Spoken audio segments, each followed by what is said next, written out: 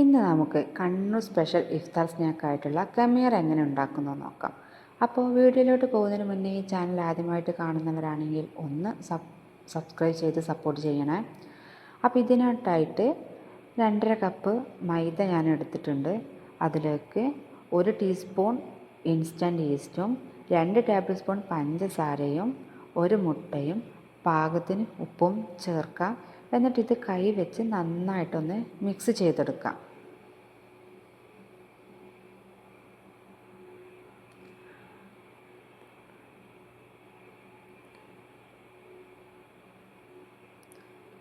ഇതുപോലെ നന്നായിട്ടൊന്ന് മിക്സ് ചെയ്തതിന് ശേഷം 2 ടേബിൾ സ്പൂൺ ഓയിലും കൂടി ഒന്ന് ചേർത്ത് കൊടുക്കേണ്ടതുണ്ട്.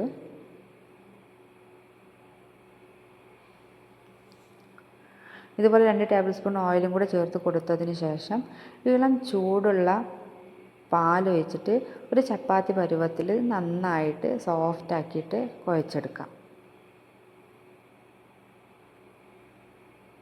ഇത് ഓവർ ലൂസായി പോവാണ്ടിരിക്കാൻ ശ്രദ്ധിക്കണം.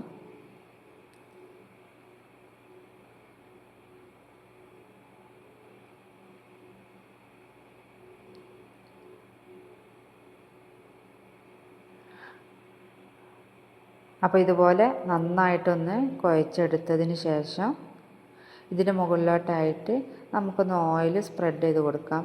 ഇതുപോലെ മാവിലും അതുപോലെ പാത്രത്തിലൊക്കെ ഒന്ന് സ്പ്രെഡ് ചെയ്ത് കൊടുക്കുക, ഉണങ്ങി പോകാണ്ടിരിക്കാനാണ്. ശേഷം നനഞ്ഞൊരു തുണി കൊണ്ടോ അല്ലെങ്കിൽ ക്ലിംഗ് റാപ്പ് വെച്ചിട്ടോ നന്നായിട്ടൊന്ന് കവർ ചെയ്ത് കൊടുക്കാം.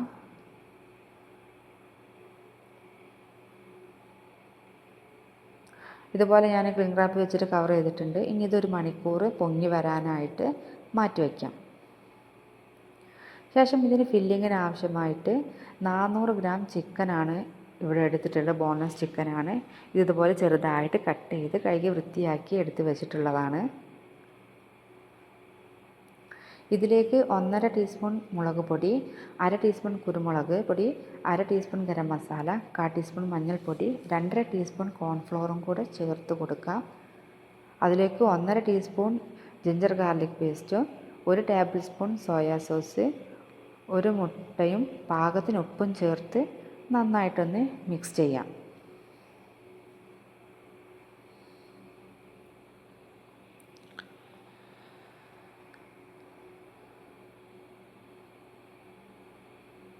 ഇതുപോലെ നന്നായി മിക്സ് ചെയ്തതിന് ശേഷം 1 മണിക്കൂർ നമുക്കിതൊന്ന് മാറ്റി വയ്ക്കാം. ശേഷം ഒരു പാൻ അടുപ്പത്തിട്ട് വെച്ച് അതിലോട്ട് ഓയിൽ ഒഴിച്ചിട്ട് ഒന്ന് ചൂടായി വരുമ്പോൾ നമുക്ക് ഈ ചിക്കനൊക്കെ ഒന്ന് ഫ്രൈ ചെയ്തെടുക്കാം.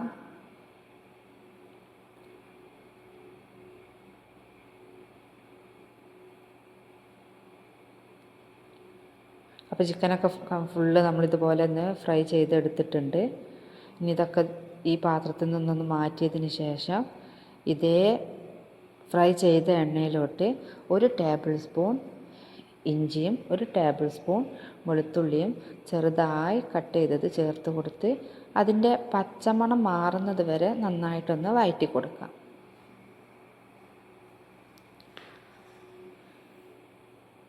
ശേഷം 2 മീഡിയം സൈസ് സവാള ഇതുപോലെ ചെറുതായി അരിഞ്ഞതും ചേർത്ത് കൊടുത്ത് ഒരു 2 മിനിറ്റ് നന്നായിട്ടൊന്ന് മിക്സ് ചെയ്തെടുക്കാം.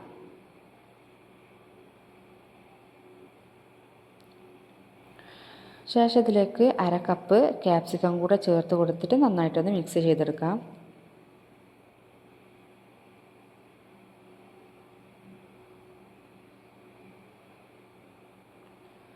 പിന്നെ ഇതിലേക്ക് ഉണ്ടെങ്കിൽ മാത്രം കുറച്ച് സ്പ്രിംഗ് ഒനിയനും കൂടെ ചേർത്ത് കൊടുക്കാം. എൻ്റെ ഉള്ളത് കൊണ്ടാണ് ഞാൻ ചേർത്തിട്ടുള്ളത്. തികച്ചും ഓപ്ഷണലാണ്.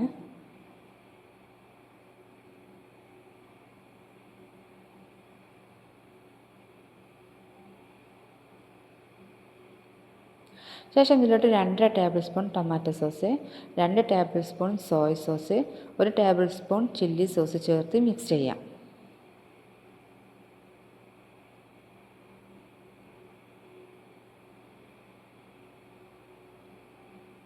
കൂടെ 1 ടീസ്പൂൺ വിനെഗറും കൂടെ ചേർത്ത് കൊടുക്കാം.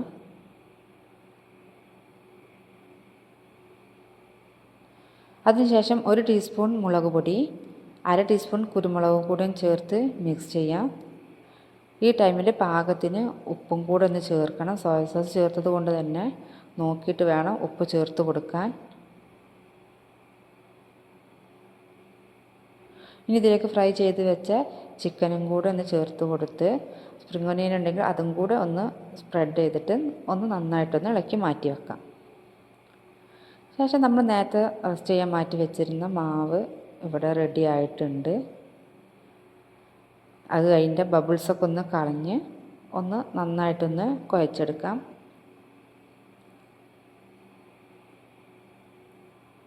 ശേഷം ഇതുപോലെ ചെറിയ ഉരുളകളാക്കിയെടുത്ത് അതൊന്ന് കയ്യിൽ വെച്ച് ഒന്ന് പ്രസ് ചെയ്തിട്ട് ഒരു 10 മിനിറ്റ് ഒന്ന് റെസ്റ്റ് ചെയ്യാൻ വെക്കാം. അപ്പോൾ ഇതൊന്ന് ചെറുതായിട്ടൊന്ന് പൊങ്ങി വരും. അങ്ങനെ വന്നിട്ട് വേണം നമ്മളിതൊന്ന് ഫ്രൈ ചെയ്തെടുക്കാൻ. അപ്പോൾ ഇതുപോലെ ഒക്കെ റെഡിയാക്കി ഒന്ന് ഒരു 10 മിനിറ്റ് റെസ്റ്റ് ചെയ്യാൻ വേണ്ടി മാറ്റി വെച്ചിട്ടുണ്ട്.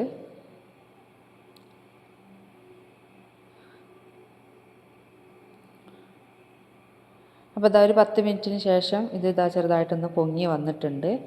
ഇനി നമുക്കിതിനൊരു കോട്ടിങ് വേണം. അതിനായിട്ട് ബ്രെഡ് ക്രംസും ഉപ്പും കുരുമുളകും ചേർത്ത് മിക്സ് ചെയ്ത് വെച്ച മുട്ടയും കൂടെ എടുത്തിട്ടുണ്ട്. ഈ മുട്ടയിലൊന്ന് മുക്കി ഈ ബ്രെഡ് ക്രംസിലൊന്ന് കോട്ട് ചെയ്തതിന് ശേഷം ചൂടായ എണ്ണയിലിട്ട് ഇതൊന്ന് ഫ്രൈ ചെയ്തെടുക്കാം.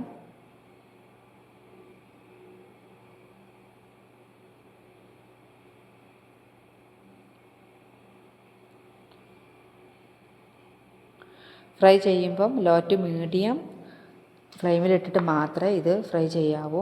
അല്ലെങ്കിൽ പുറം ഭാഗം പെട്ടെന്ന് ബ്രൗൺ കളറാവുകയും ഉൾഭാഗം വേവുകയും ഇല്ല. അതിനാൽ ഇത് ഫ്രൈ ചെയ്തെടുക്കുമ്പോൾ ശ്രദ്ധിച്ച് ഫ്രൈ ചെയ്യണം.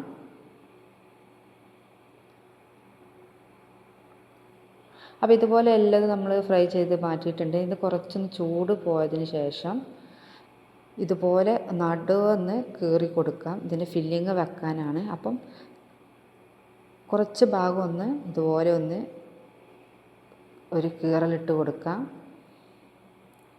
ശേഷം മയോനൈസ് ഒന്ന് സ്പ്രെഡ് ചെയ്തതിന് ശേഷം ഈ ഫില്ലിങ് വെച്ചിട്ട് ഒന്ന് നന്നായിട്ടൊന്ന് പ്രസ് ചെയ്യാം.